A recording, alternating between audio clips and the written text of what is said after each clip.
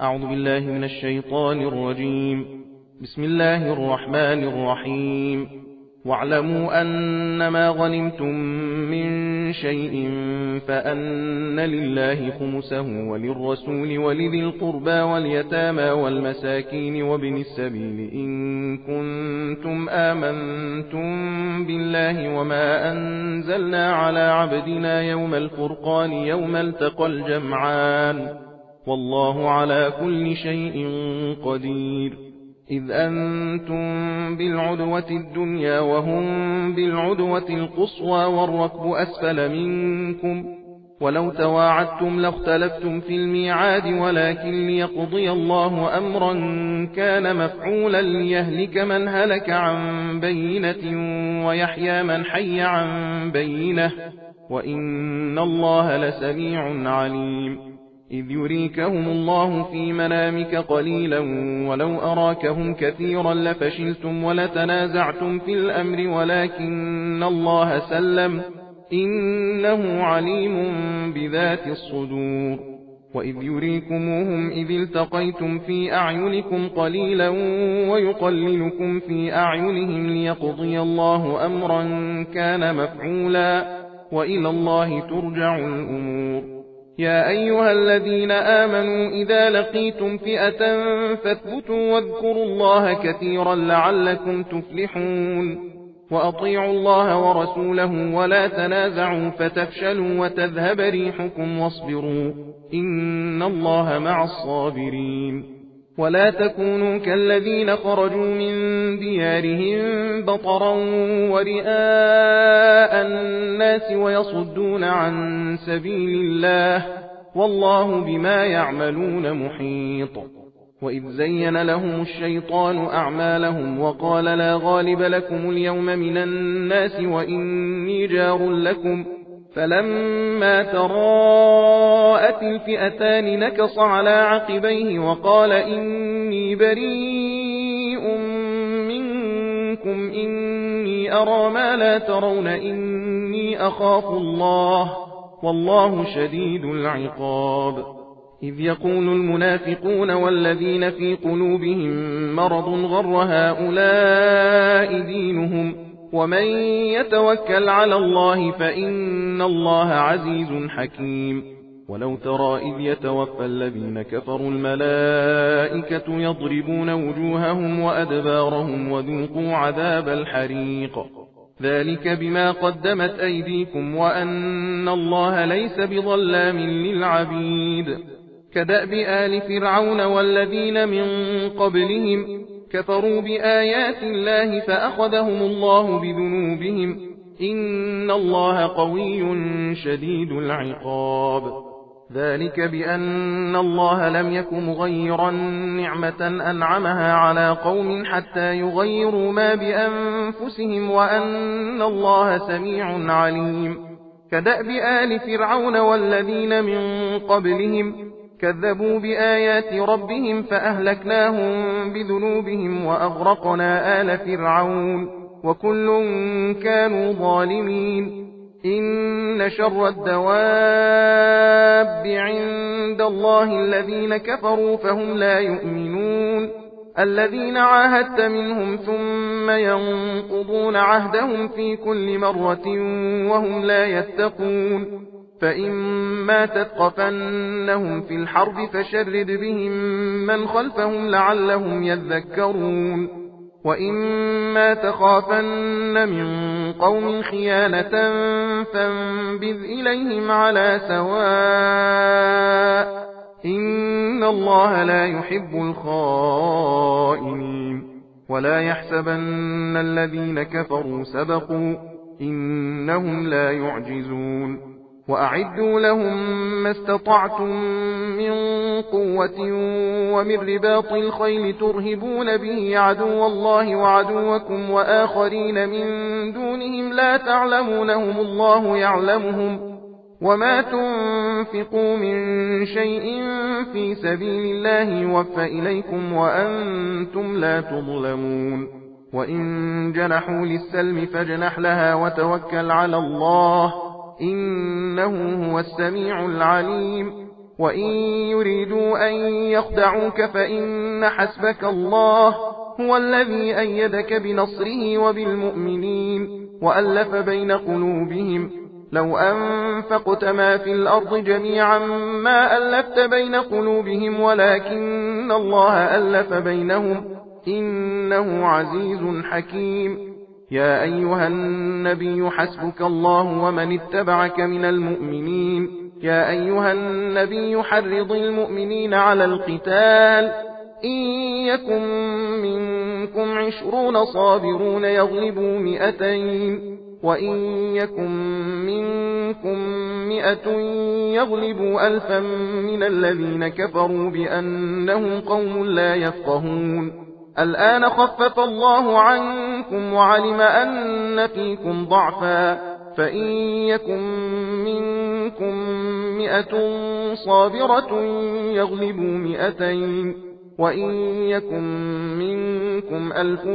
يغلبوا 2000 بإذن الله والله مع الصابرين. ما كان لنبي أن يكون له أسرى حتى يثخن في الأرض تريدون عرض الدنيا والله يريد الآخرة والله عزيز حكيم. لولا كتاب من الله سبق لمسكم فيما أخذتم عذاب عظيم فكلوا مما غنمتم حلالا طيبا واتقوا الله إن الله غفور رحيم. يا أيها النبي قل لمن في أيديكم من الأسرى إن يعلم الله في قلوبكم خيرا يؤتكم خيرا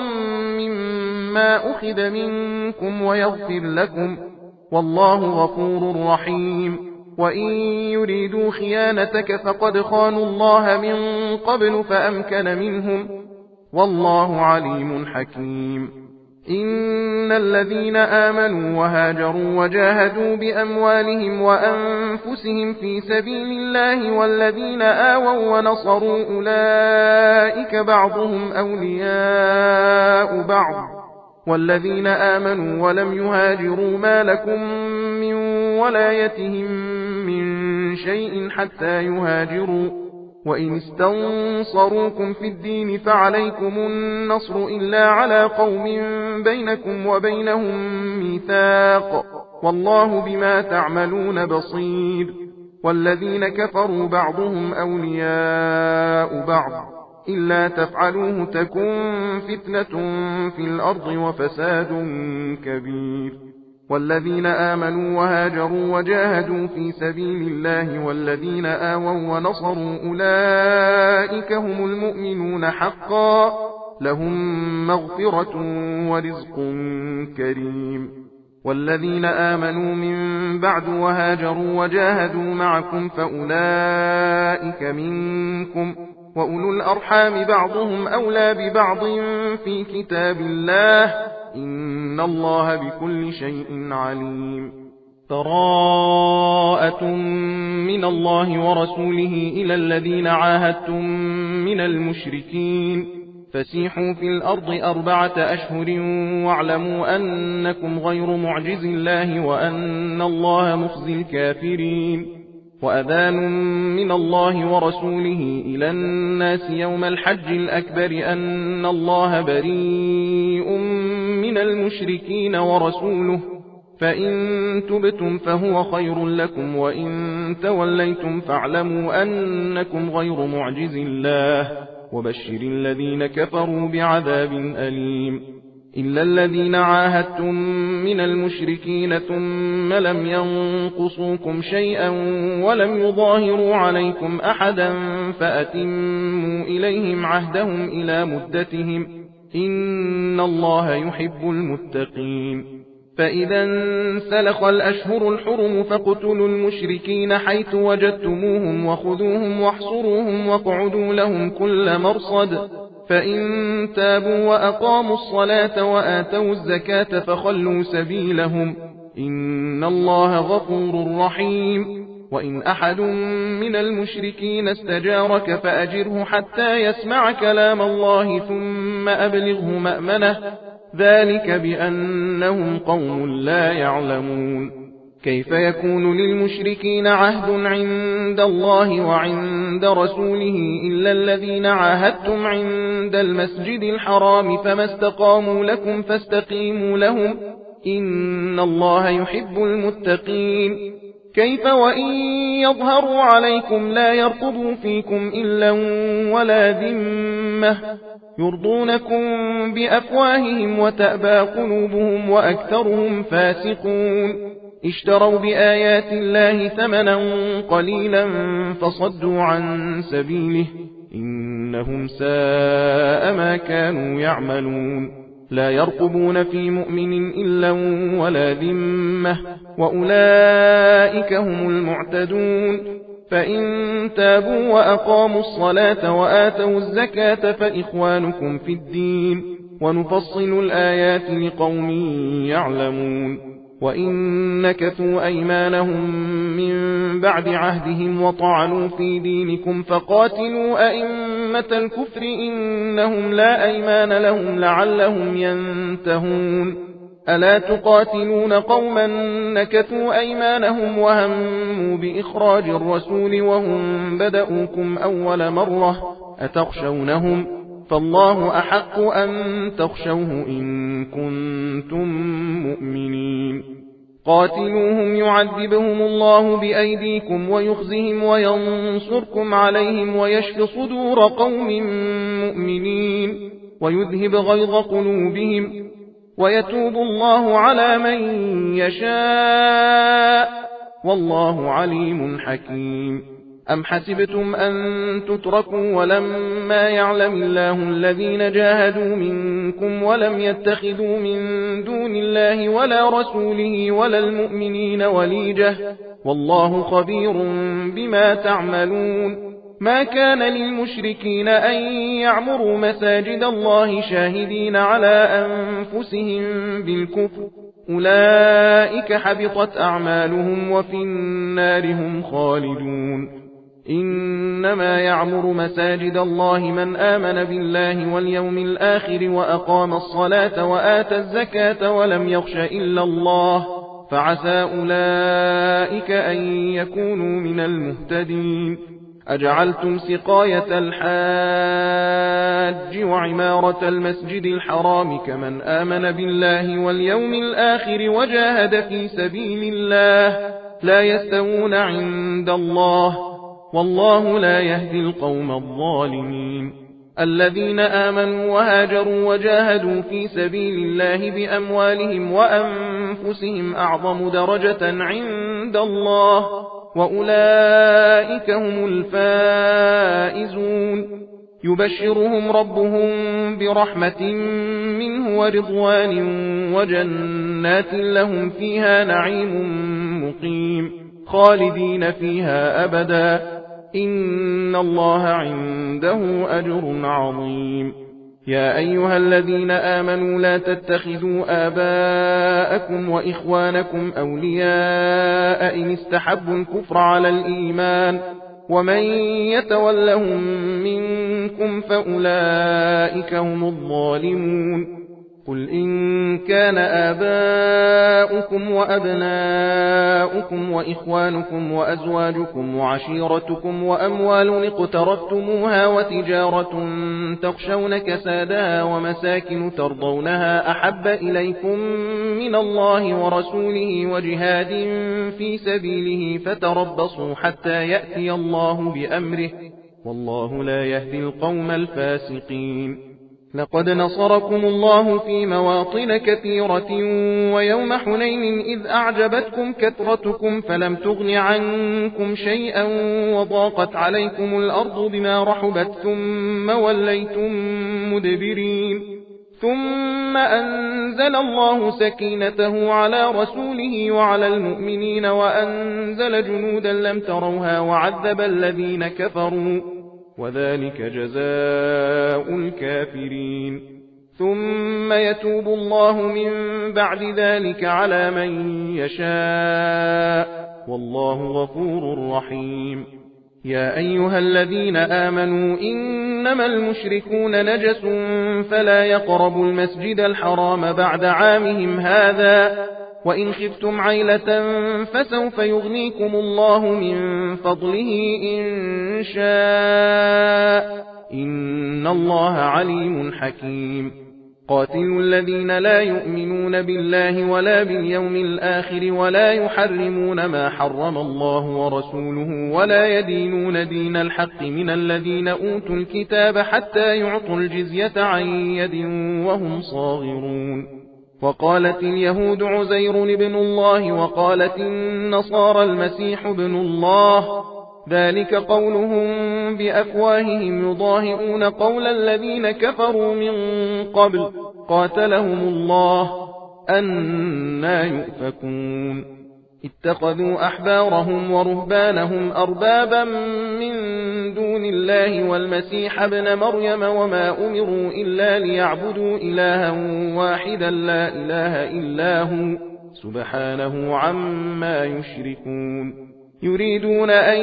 يطفئوا نور الله بأفواههم ويأبى الله إلا أن يتم نوره ولو كره الكافرون هو الذي أرسل رسوله بالهدى ودين الحق ليظهره على الدين كله ولو كره المشركون يا أيها الذين آمنوا إن كثيرا من الأحبار والرهبان ليأكلون أموال الناس بالباطل ويصدون عن سبيل الله والذين يكنزون الذهب والفضة ولا ينفقونها في سبيل الله فبشرهم بعذاب أليم يوم يحمى عليها في نار جهنم فتكوى بها جباههم وجنوبهم وظهورهم هذا ما كنزتم لأنفسكم فذوقوا ما كنتم تكنزون إن عدة الشهور عند الله 12 شهرا في كتاب الله يوم خلق السماوات والأرض منها 4 حرم ذلك الدين القيم فلا تظلموا فيهن أنفسكم وقاتلوا المشركين كافة كما يقاتلونكم كافة واعلموا أن الله مع المتقين إنما النسيء زيادة في الكفر يضل به الذين كفروا يحلونه عاما ويحرمونه عاما ليواطئوا عدة ما حرم الله فيحلوا ما حرم الله زين لهم سوء أعمالهم والله لا يهدي القوم الكافرين يا أيها الذين آمنوا ما لكم إذا قيل لكم انفروا في سبيل الله اثاقلتم إلى الأرض أرضيتم بالحياة الدنيا من الآخرة فما متاع الحياة الدنيا في الآخرة إلا قليل إلا تنفروا يعذبكم عذابا أليما ويستبدل قوما غيركم ولا تضروه شيئا والله على كل شيء قدير إلا تنصروه فقد نصره الله إذ أخرجه الذين كفروا ثاني اثنين إذ هما في الغار إذ يقول لصاحبه لا تحزن إن الله معنا فأنزل الله سكينته عليه وأيده بجنود لم تروها وجعل كلمة الذين كفروا السفلى وكلمة الله هي العليا والله عزيز حكيم انفروا خفافا وثقالا وجاهدوا بأموالكم وأنفسكم في سبيل الله ذلكم خير لكم إن كنتم تعلمون لو كان عرضا قريبا وسفرا قاصدا لاتبعوك ولكن بعدت عليهم الشقة وسيحلفون بالله لو استطعنا لخرجنا معكم يهلكون أنفسهم والله يعلم إنهم لكاذبون عفى الله عنك لم أذنت لهم حتى يتبين لك الذين صدقوا وتعلم الكاذبين لا يستأذنك الذين يؤمنون بالله واليوم الآخر أن يجاهدوا بأموالهم وأنفسهم والله عليم بالمتقين إنما يستأذنك الذين لا يؤمنون بالله واليوم الآخر وارتابت قلوبهم فهم في ريبهم يترددون ولو أرادوا الخروج لأعدوا له عدة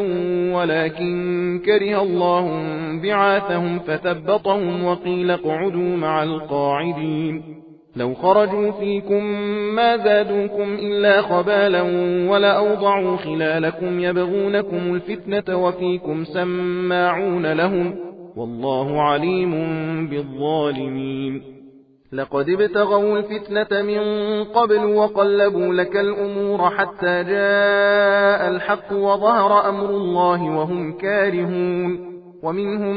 من يقول ائذن لي ولا تفتني ألا في الفتنة سقطوا وإن جهنم لمحيطة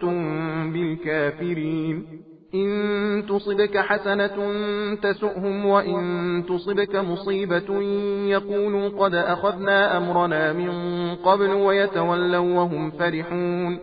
قل لن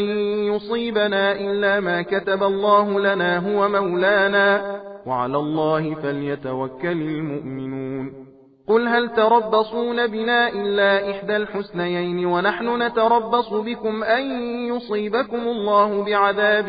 من عنده أو بأيدينا فتربصوا إنا معكم متربصون قل أنفقوا طوعا أو كرها لن يتقبل منكم إنكم كنتم قوما فاسقين وما منعهم أن تقبل منهم نفقاتهم إلا أنهم كفروا بالله وبرسوله ولا يأتون الصلاة إلا وهم كسالى ولا ينفقون إلا وهم كارهون فلا تعجبك أموالهم ولا أولادهم إنما يريد الله ليعذبهم بها في الحياة الدنيا وتزهق أنفسهم وهم كافرون ويحلفون بالله إنهم لمنكم وما هم منكم ولكنهم قوم يفرقون لو يجدون ملجأ أو مغارات أو مدخلا لولوا إليه وهم يجمحون ومنهم من يلمزك في الصدقات فإن أعطوا منها رضوا وإن لم يعطوا منها إذا هم يسخطون ولو أنهم رضوا ما آتاهم الله ورسوله وقالوا حسبنا الله سيؤتينا الله من فضله ورسوله إنا إلى الله راغبون إنما الصدقات للفقراء والمساكين والعاملين عليها والمؤلفة قلوبهم وفي الرقاب والغارمين وفي سبيل الله وابن السبيل فريضة من الله والله عليم حكيم ومنهم الذين يؤذون النبي ويقولون هو أذن قل أذن خير لكم يؤمن بالله ويؤمن للمؤمنين ورحمة للذين آمنوا منكم والذين يؤذون رسول الله لهم عذاب أليم يحلفون بالله لكم ليرضوكم والله ورسوله أحق أن يرضوه إن كانوا مؤمنين ألم يعلموا أنه من يحادد الله ورسوله فأن له نار جهنم خالدا فيها ذلك الخزي العظيم يحذر المنافقون أن تنزل عليهم سورة تنبئهم بما في قلوبهم قل استهزئوا إن الله مخرج ما تحذرون ولئن سألتهم ليقولن إنما كنا نخوض ونلعب قل أبالله وآياته ورسوله كنتم تستهزئون لا تعتذروا قد كفرتم بعد إيمانكم إن نعف عن طائفة منكم نعذب طائفة بأنهم كانوا مجرمين المنافقون والمنافقات بعضهم من بعض يأمرون بالمنكر وينهون عن المعروف ويقبضون أيديهم نسوا الله فنسيهم إن المنافقين هم الفاسقون وعد الله المنافقين والمنافقات والكفار نار جهنم خالدين فيها هي حسبهم ولعنهم الله ولهم عذاب مقيم كالذين من قبلكم كانوا أشد منكم منكم قوة وأكثر أموالا وأولادا فاستمتعوا بخلاقهم فاستمتعتم بخلاقكم كما استمتع الذين من قبلكم بخلاقهم وخذتم كالذي خاضوا أولئك حبطت أعمالهم في الدنيا والآخرة وأولئك هم الخاسرون ألم يأتهم نبأ الذين من قبلهم قوم نوح وعاد وثمود وقوم إبراهيم وأصحاب مدين والمؤتفكات أتتهم رسلهم بالبينات فما كان الله ليظلمهم ولكن كانوا أنفسهم يظلمون والمؤمنون والمؤمنات بعضهم أولياء بعض يأمرون بالمعروف وينهون عن المنكر ويقيمون الصلاة ويؤتون الزكاة ويطيعون الله ورسوله أولئك سيرحمهم الله إن الله عزيز حكيم وعد الله المؤمنين والمؤمنات جنات تجري من تحتها الأنهار خالدين فيها ومساكن طيبة في جنات عدن ورضوان من الله أكبر ذلك هو الفوز العظيم يا أيها النبي جاهد الكفار والمنافقين واغلظ عليهم ومأواهم جهنم وبئس المصير يحلفون بالله ما قالوا ولقد قالوا كلمة الكفر وكفروا بعد إسلامهم وهموا بما لم ينالوا وما نقموا إلا أن أغناهم الله ورسوله من فضله فإن يتوبوا يك خيرا لهم وإن يتولوا يعذبهم الله عذابا أليما في الدنيا والآخرة وما لهم في الأرض من ولي ولا نصير ومنهم من عاهد الله لئن آتانا من فضله لنصدقن ولنكونن من الصالحين فلما آتاهم من فضله بخلوا به وتولوا وهم معرضون فأعقبهم نفاقا في قلوبهم إلى يوم يلقونه بما أخلفوا الله ما وعدوه وبما كانوا يكذبون ألم يعلموا أن الله يعلم سرهم ونجواهم وأن الله علام الغيوب الذين يلمزون المطوعين من المؤمنين في الصدقات والذين لا يجدون إلا جهدهم فيسخرون منهم سخر الله منهم ولهم عذاب أليم استغفر لهم أو لا تستغفر لهم إن تستغفر لهم 70 مرة فلن يغفر الله لهم ذلك بأنهم كفروا بالله ورسوله والله لا يهدي القوم الفاسقين فرح المخلفون بمقعدهم خلاف رسول الله وكرهوا أن يجاهدوا بأموالهم وأنفسهم في سبيل الله وقالوا لا تنفروا في الحر قل نار جهنم أشد حرا لو كانوا يفقهون فليضحكوا قليلا وليبكوا كثيرا جزاء بما كانوا يكسبون فإن رجعك الله إلى طائفة منهم فاستأذنوك للخروج فقل لن تخرجوا معي أبدا ولن تقاتلوا معي عدوا إنكم رضيتم بالقعود أول مرة فاقعدوا مع الخالفين ولا تصل على أحد منهم مات أبدا ولا تقم على قبره إنهم كفروا بالله ورسوله وماتوا وهم فاسقون ولا تعجبك أموالهم وأولادهم إنما يريد الله أن يعذبهم بها في الدنيا وتزهق أنفسهم وهم كافرون وإذا أنزلت سورة أن آمنوا بالله وجاهدوا مع رسوله استأذنك أولو الطول منهم وقالوا ذرنا لكم مع القاعدين رضوا بأن يكونوا مع الخوالف وطبع على قلوبهم فهم لا يفقهون لكن الرسول والذين آمنوا معه جاهدوا بأموالهم وأنفسهم وأولئك لهم الخيرات وأولئك هم المفلحون أعد الله لهم جنات تجري من تحتها الأنهار خالدين فيها ذلك الفوز العظيم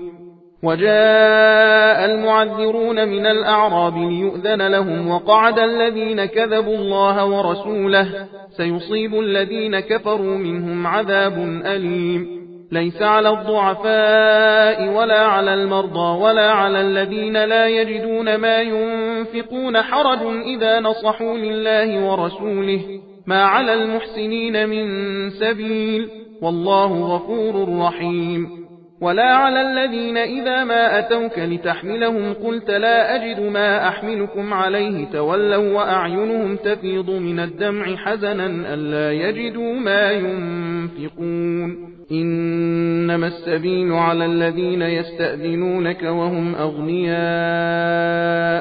رضوا بأن يكونوا مع الخوالف وطبع الله على قلوبهم فهم لا يعلمون صدق الله العلي العظيم إنا هديناه السبيل إما شاكرا